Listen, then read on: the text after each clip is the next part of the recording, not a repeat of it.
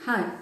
यहाँ हम सेमेस्टर 5 के लिए पेपर नंबर 13 का हिंदी शब्द समूह की विशेषताओं पर प्रकाश डाली वाला प्रश्न करने वाले हैं, जिसमें हम पूर्व भूमिका, हिंदी शब्द भंडार की समृद्धि और विविधता, हिंदी शब्द संपदा पर अन्य भाषाओं का प्रभाव और उपसंहार जैसे मुद्दों को लेकर इस प्रश्न के उत्तर की चर्चा करेंगे। तो उत्तर की चर्चा करते हुए हम देखते हैं कि शब्द संस्कृत भाषा का तत्सम शब्द है। यह शब्द धातु से बना है जिसका अर्थ है ध्वनि करना। इस प्रकार शब्द का व्युत्पत्ति की दृष्टि से अर्थ ध्वनि होता है, परंतु सभी प्रकार की ध्वनियों को हम शब्द नहीं कर सकते। व्युत्पत्ति अथवा तो उत्पत्ति की दृष्टि से हम कह सकते हैं कि शब्द का अर्थ ध्वनि होता है, किंतु हम सभी प्रकार के शब्दों को ध्वनि नहीं कह सकते।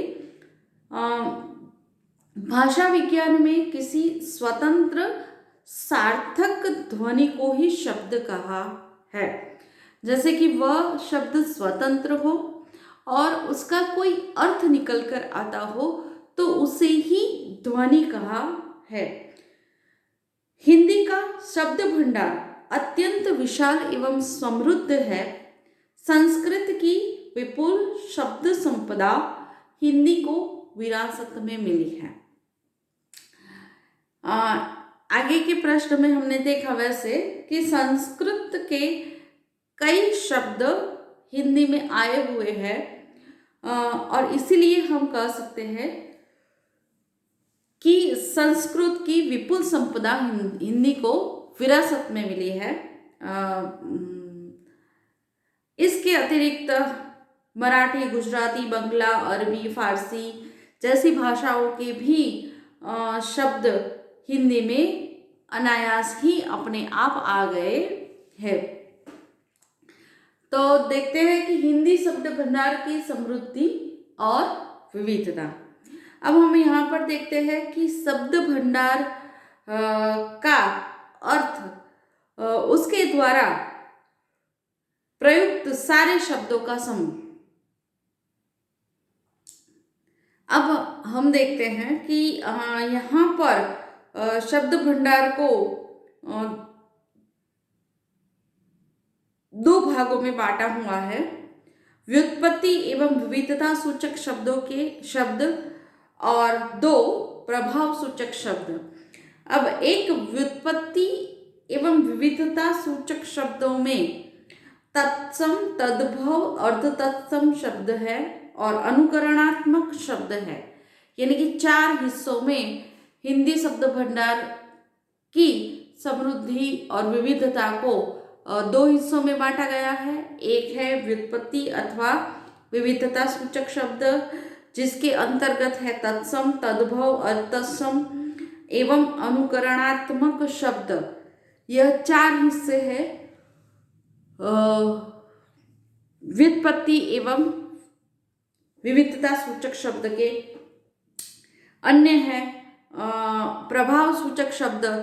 दूसरा जो हिस्सा है वह प्रभाव सूचक शब्द है, जिसके अंतर्गत है आधुनिक भारतीय आर्य भाषाओं के शब्द। दूसरा है देशज शब्द और तीसरा है विदेशज शब्द।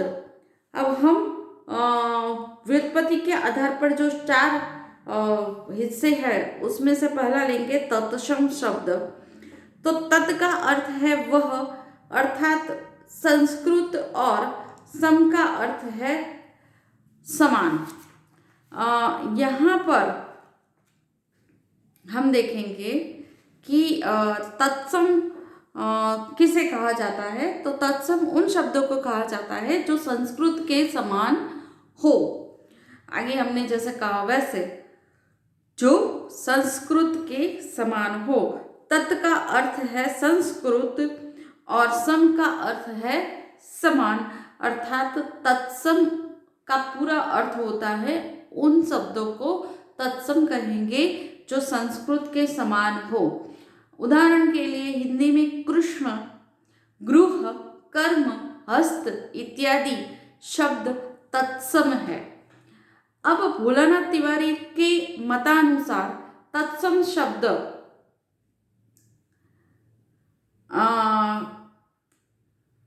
अलग अलग रूपों में हिंदी में आए हैं।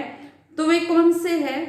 तो एक प्राकृत से आने वाले, यानी प्राकृत, पाली, अपभ्रंश, उनसे आने वाले, तो वे है अचला, काल, कुसुम, जंतु, दंड, दम आदि शब्द।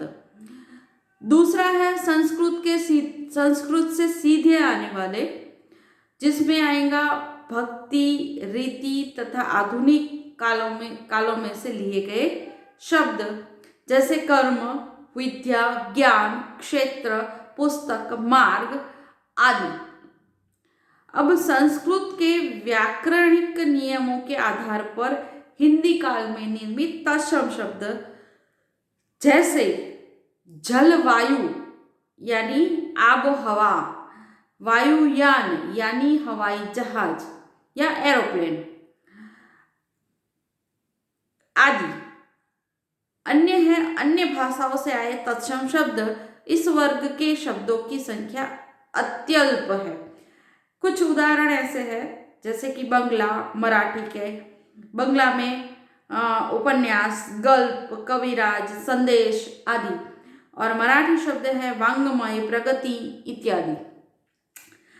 अब हम देखेंगे दूसरा हिस्सा की तद्भव शब्द। तद्भव में तत् का अर्थ है वह, अर्थात संस्कृत, और भव का अर्थ है उत्पन्न, अर्थात तद्भव वे शब्द है जो संस्कृत शब्दों से उत्पन्न हुए हैं। उदाहरण के लिए कान्हा तत्सम में कृष्ण, घर तत्सम में गृह, काम तत्सम में कर्म, हाथ तत्सम में हस्त, घड़ा तत्सम में घट जैसे शब्द। अब आएंगे अर्ध तत्सम शब्द पर। तत्सम और तद्भव के बीच का शब्द अर्ध तत्सम कहलाता है, जैसे कृष्णा, बरस, कारज, पूरन, धर्म, किरमा जैसे शब्द। अब अनुकरण वाचक शब्द जो व्युत्पत्ति के आधार पर अंतिम है, पदार्थ की यथार्थ अथवा कल्पित ध्वनि के अनुकरण से बने शब्द। अनुकरण वाचक शब्द यानी पदार्थ की यथार्थ अथवा कल्पित ध्वनि के अनुकरण से बने शब्द, वे है अनुकरण वाचक शब्द, जैसे लड़खड़ाना, सरसराना, ललकारना, भीड़ भाड़, धूमधाम जैसे शब्द। अब हिंदी में अन्य हिंदी शब्द संपदा पर अन्य भाषाओं का प्रभाव। अब देखेंगे अन्य भाषाओं का प्रभाव। इसमें है अन्य आधुनिक भारतीय भाषाओं से आगत शब्द। अन्य आधुनिक भारतीय भाषा जो है उनसे जो आए हुए हैं ऐसे शब्द, तो ऐसे शब्द जो है वह हिंदी में मराठी, गुजराती, पंजाबी इत्यादि आधुनिक भारतीय भाषाओं से हमें प्राप्त होते हैं। जैसे कि चालू, लागू यह मराठी शब्द है, गरबा, हड़ताल यह गुजराती शब्द है, भांगड़ा, छोले यह पंजाबी शब्द है। ऐसे शब्द। अब आएंगे देशज शब्द।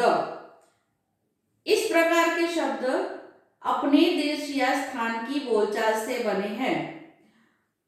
इनकी व्युत्पत्ति नहीं बताई जा सकती। चिड़िया, कटोरा, खिड़की, ठुमरी, लोटा, जूता यह सब देशज शब्द है जिनकी उत्पत्ति के स्थान पर हम कुछ कह नहीं सकते। अब विदेशज शब्द। विदेशज शब्द का मूल अर्थ है अन्य देश की भाषा से आए हुए शब्द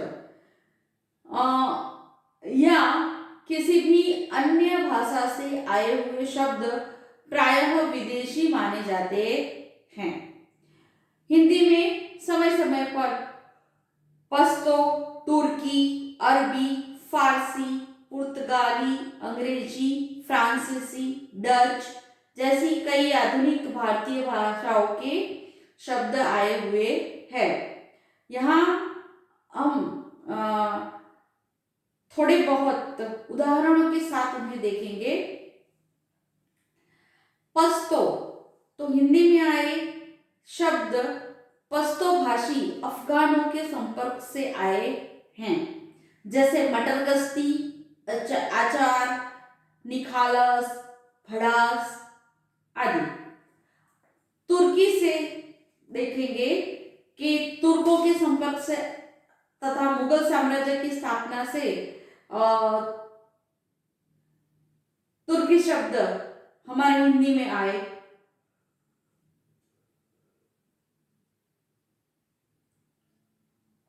जैसे उर्दू, बहादुर, तुर्क, कलमी, लास, सौगात, बीबी, रब्बा,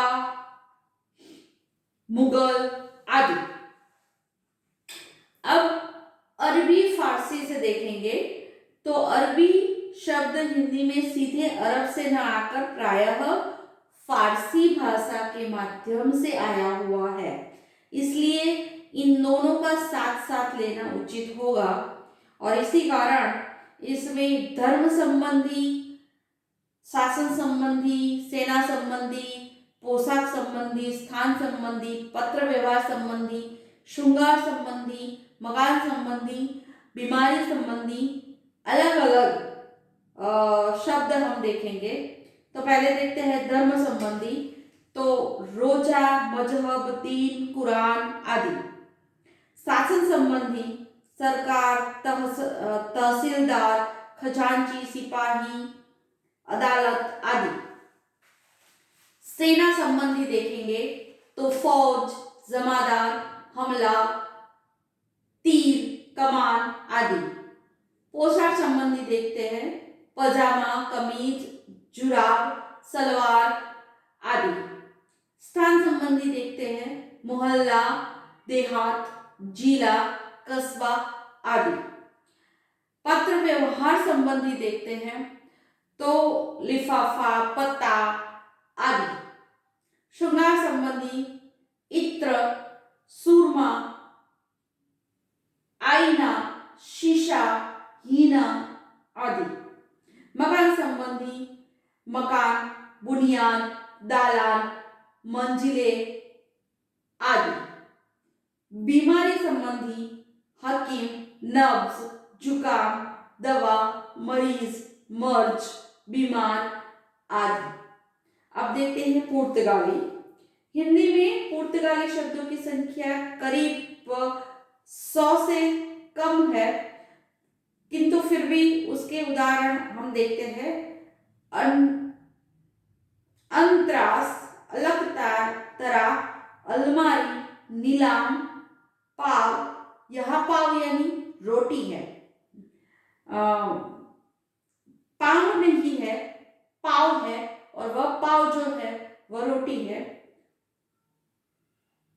संतरा, पगार आदि। अंग्रेजी से आए हुए शब्द देखेंगे जो कि 3000 के ऊपर से के हैं। उसमें भी हम देखेंगे कि धातुओं के नाम, यंत्रों के नाम, सवारियों के नाम, चिकित्सा संबंधी नाम, शिक्षा संबंधी नाम, पोशाक संबंधी, शासन तथा न्याय संबंधी, प्रेस संबंधी, महीनों के नाम, खेल संबंधी आदि में अंग्रेजी भाषाओं के हमें शब्द मिलते हैं। तो अब देखते हैं धातुओं के नाम। Aluminium, silver, tin, nickel, platinum, यह सारे। दूसरा है यंत्रों के नाम, तो engine, motor, telephone, machine, meter आदि। अन्य है सवारियों के नाम, cycle, train, car, tempo, rickshaw आदि। अन्य है चिकित्सा संबंधी शब्द, इंजेक्शन, ऑपरेशन, कालरा, हिस्टीरिया आदि। अन्य है शिक्षा संबंधी शब्द, nursery, school, principal, vice chancellor, hostel, PhD, diploma, fees आदि। पोशाक संबंधी पैंट, कोट, गाउन, टिश्यू आदि। शासन तथा न्याय संबंधी हाई कोर्ट, कोर्ट, मिनिस्टर, रपट, डिग्री आदि। प्रेस संबंधी प्रेस, टाइप, कंपोजिटर आदि। महीनों के नाम जैसे जनवरी, फरवरी आदि। खेल संबंधी team, carrom board, volleyball, goalkeeper आदि। उपशहर के रूप में हम यहाँ देख सकते हैं कि भारतवर्ष की ही नहीं संपूर्ण संसार की सुविकसित भाषाओं में प्रथम पंक्ति में हिंदी स्थान रखती है। इसका शब्द भंडार अत्यंत समृद्ध एवं सुविस्तृत है। इसमें संस्कृत के तत्सम शब्दों का प्राधान्य है, परंतु तद्भव, अर्ध तत्सम, अनुकरणवाचक, देशज आदि शब्दों का भी प्रयोग प्रचुर मात्रा में मिलता है।